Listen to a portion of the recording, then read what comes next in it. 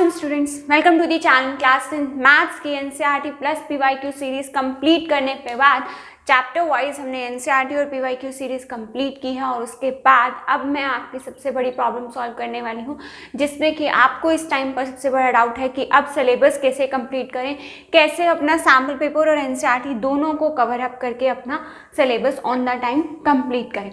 सो देखो, ये टाइम अब आपके पास ऐसा है, हार्डली आपके पास 1 मंथ बचा है जिसमें आप कोई भी सैम्पल पेपर कंप्लीट नहीं कर सकते और ना ही आप कंप्लीट एनसीईआरटी का सॉल्यूशन अब कवर अप कर सकते हैं। तो उसके लिए आपको क्या करना है, उसके लिए आपको कुछ सेलेक्टेड क्वेश्चंस करने हैं सैम्पल पेपर से और कुछ सेलेक्टेड क्वेश्चंस करने हैं आपको एनसीईआरटी से, राइट। सो चैप्टर नंबर 1 से लेकर के चैप्टर नंबर 7 तक के मैं आपको बता चुकी हूँ ऑलरेडी कि कौन कौन से क्वेश्चंस और कितने questions, how many questions from sample paper and how many questions from NCERT आपको जो है वो करने हैं सो दैट कि आपका सैम्पल पेपर और एनसीईआरटी दोनों कवर अप हो जाए, चाहे आपके पास बेसिक मैथ है चाहे आपके पास स्टैंडर्ड मैथ है। सो आज की वीडियो में डिस्कस करेंगे चैप्टर नंबर 8 को 1 to 7 पहले डिस्कस कर चुके हैं, तो जल्दी से स्टार्ट करते हैं बेसिक और स्टैंडर्ड दोनों के लिए। सो देखो, चैप्टर नंबर 8 आपका ट्रिगोनोमेट्री सबसे ज़्यादा स्कोरिंग चैप्टर है आपका ये, और इस चैप्टर के लिए आप सैम्पल पेपर को एकदम साइड में रख दीजिए क्योंकि इस चैप्टर से आपके पास लास्ट 10 ईयर्स तक अगर मैं बात करूँ तो सैम्पल पेपर से कोई क्वेश्चन नहीं आया हुआ है, सिर्फ और सिर्फ आपके एनसीईआरटी के क्वेश्चन आए हुए हैं, ठीक है। चाहे आपके पास बेसिक मैथ है चाहे आपके पास स्टैंडर्ड मैथ्स है, तो आपको जो है सिर्फ और सिर्फ इस चैप्टर पर एनसीईआरटी के क्वेश्चंस पर फोकस करना है, ठीक है। तो ये सारे क्वेश्चंस आपके रिपीटिव क्वेश्चंस हैं जो आपके लास्ट 10 ईयर्स में हर बार आए हुए हैं, राइट। तो एक एक करके सबको डिस्कस करते हैं। सबसे पहले बात करते हैं, आपको सबको पता है इस चैप्टर में से आपको ट्रिगोनोमेट्रिक टेबल अच्छे से आनी चाहिए, प्लस आपके जो 3 फॉर्मूलाज हैं आपको वो 3 फॉर्मूलाज अच्छे से पता होनी चाहिए, या फिर मैं कहूँ आपके ट्रिगोनोमेट्रिक आइडेंटिटीज़ हैं जो 3, that means sine square theta plus cos square theta is equal to 1, ठीक है।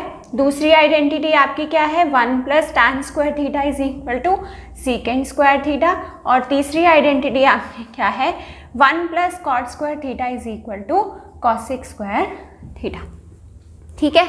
First concept, second trigonometric table, chapter को करने से पहले ये चीज़ें अच्छे से प्रिपेयर करेंगे, देन प्लस उसके बाद आपको वो फॉर्मूलेज पता होने चाहिए कि sine theta is equal to perpendicular by hypotenuse, cos theta is equal to base by hypotenuse, understood. तो ये सारी चीज़ें आपको अच्छे से पहले पता होनी चाहिए, देन आप चैप्टर पर मूव ऑन करेंगे, ठीक है।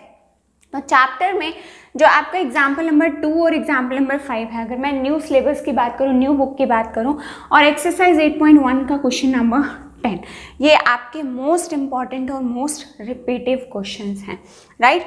देन एक्सरसाइज 8.1 का क्वेश्चन नंबर 5 और क्वेश्चन नंबर 7। देखो, ये क्वेश्चंस ऐसे हैं कि आपको एक हिंट लेना है इन क्वेश्चंस का, क्योंकि ये आपका एक एमसीक्यू क्वेश्चन पक्का आएगा एग्जाम में।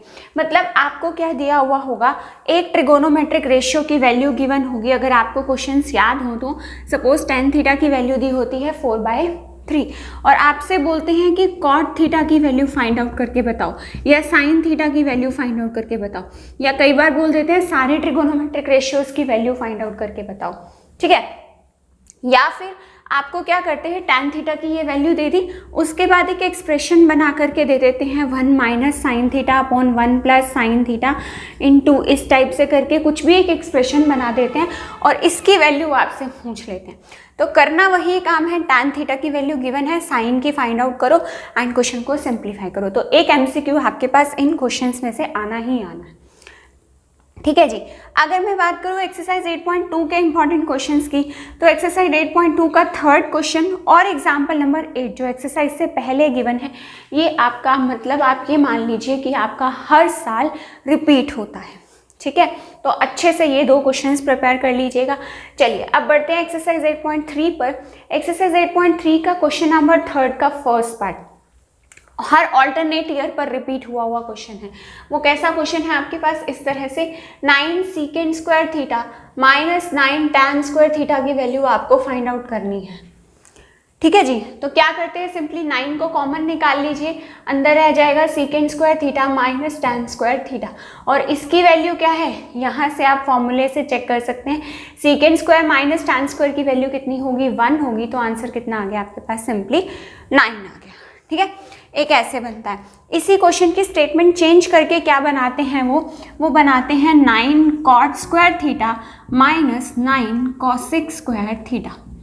ठीक है, तो इनमें से भी, दोनों में से वही काम करना है। 9 को कॉमन निकालेंगे, ब्रैकेट के अंदर बचेगा cot square minus cosec square, तो cot square minus cosec square की वैल्यू क्या होगी, -1 होगी, तो -1 पुट कर दीजिए, आपके पास आंसर आ जाएगा -9।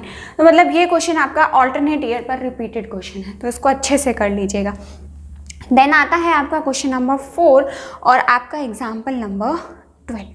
ठीक है, क्वेश्चन नंबर 4 कौन सा है, आपको सबको पता है, 2 प्रूव वाले क्वेश्चंस हैं, जो आपके 10 क्वेश्चंस हैं, उन्हीं 10 को अच्छे से करना। 101% गारंटी है कि उन 10 क्वेश्चंस के अलावा कोई क्वेश्चन आपको एग्जाम में 2 प्रूफ का नहीं मिलेगा।